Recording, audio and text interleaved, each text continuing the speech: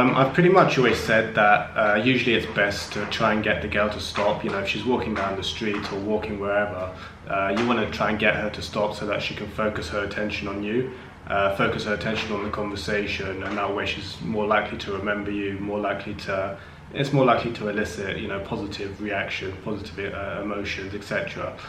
So yeah, like the majority of the time, if she's walking down the street, yeah, you're gonna want to try and stop her. Usually that's gonna mean, trying to get in front, trying to like get her attention, get her to actually stop for a few moments, realize you're a cool guy, and then carry on with the conversation essentially. Having said that, I've pretty much always advocated that, like 90% of the time, to do that as opposed to say, walking side by side. However, having kind of spent a bit of time in Istanbul and other places, I wouldn't say I've like changed my mind, but I think there was a little bit more nuance to it in a sense, and there are some kind of situations where walking side by side can actually be a bit more advantageous. The thing with all this day game stuff or pickup, whatever, like it's not like something that's set in stone. Opinions change. There's a million different ways to approach a girl, and like I'm always trying to experiment and learn new things. Just because I coach this stuff doesn't mean I know everything, and there's always things to learn, new ways to approach this stuff. There's always because the fact is that this stuff is like human interactions, it's social dynamics. It's very, very hence the name, it's very dynamic. It's always going to be things changing, things happening. So yeah, I think there is a bit of a case to be made about walking side by side with a girl who's walking, but really when it's like really crowded. So take for example some of the busiest streets in the whole world for this stuff, like Oxford Street in London. It's a classic example.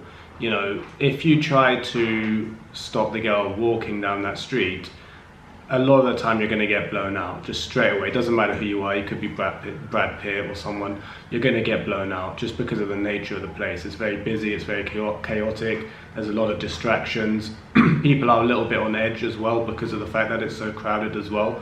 And it's kind of just common sense. Like if there's loads and loads of people around you and someone just kind of pops up in front of you, why would you want to speak to that person?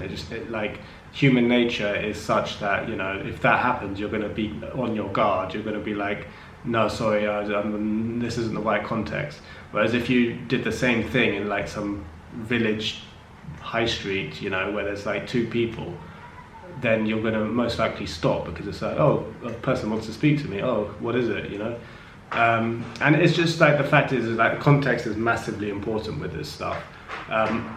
So the environment and the situation is going to dictate a lot of how the whole thing is going to turn out, and the likelihood of her actually wanting to engage with you or not want to engage with you. So back to my point, I guess, like if you're in a really kind of crowded area and you're trying to stop the girl, then actually walking side by side with the girl, walking and talking, is oftentimes actually the better option, I find.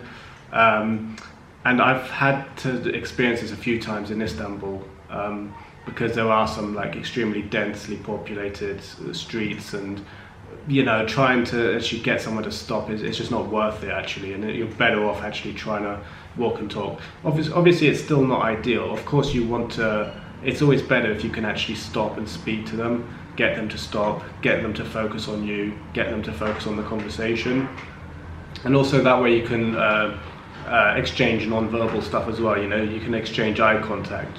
You can smile. She can see you smile. You smile. You laugh. She laughs. All of this exchange of non-verbal communication is really, really key as well.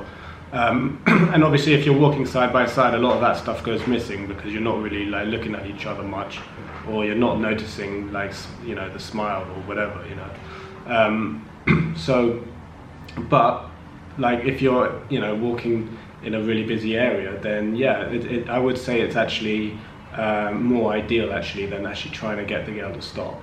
Because if you imagine like the busiest parts of Oxford Street, like for example when you get out of the tube station, and I know like on one of the exits it's just like, usually on the weekends it's just like insanely busy, like literally it's hard to kind of get past people. It's just that busy. Trying to stop someone in that situation is just not really worth it. It's just it's just very, very low probability that someone's actually gonna stop when it's that crowded. So you would have been better off just walking side by side.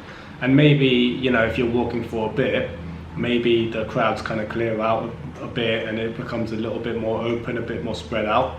At that point, you can say like, hey, let's just stop for a minute and let's just speak to each other. And that way, you stop and then you just carry on conversation whilst you're stationary. So that's what I've been thinking about recently. And I do think that, if you're trying to kind of optimize this stuff, and obviously, like, if you get rejected or you get blown out, obviously it doesn't matter. But you want to be obviously doing the best you can in most of the scenarios that you find yourself in. So if you ever do find yourself in a really, really busy street where it's literally just chock-a-block, just absolutely packed with people, then walking side by side can be the better option. Now, obviously, I'm not saying that you should be doing this all the time on Oxford Street, because there are some parts of Oxford Street which aren't as populated with people, and there are slightly more open areas in Oxford Street, and they've also kind of expanded some of the pavement areas and stuff. It's just that when it's like super jam-packed, like walking side by side can actually be a better option sometimes. So if you take another example, actually, let's think of Notting Hill Carnival, or any carnival for that matter. You'll have like the kind of more central areas of the carnival, which are absolutely jam-packed with people. Like literally, like you can't walk through it. It's that packed with people. And then obviously you've got the outer areas, which are a bit more spread out, a bit more chilled out. If you're in the more inner areas, trying to get someone to stop whilst they're walking along and it's just absolutely packed with people, it's just not going to happen, right? Realistically, you're going to get a massively high blowout rate if you try to stop them in those really busy areas. So it just makes more sense to walk and talk in that situation.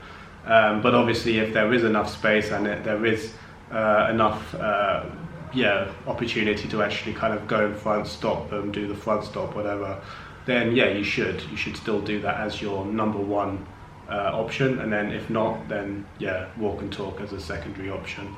Cheers for watching. If you'd be interested in one-to-one coaching with me, where we'll go out in public and work on your approaching girls, or more generally with your social confidence, please visit my website ed-game.com.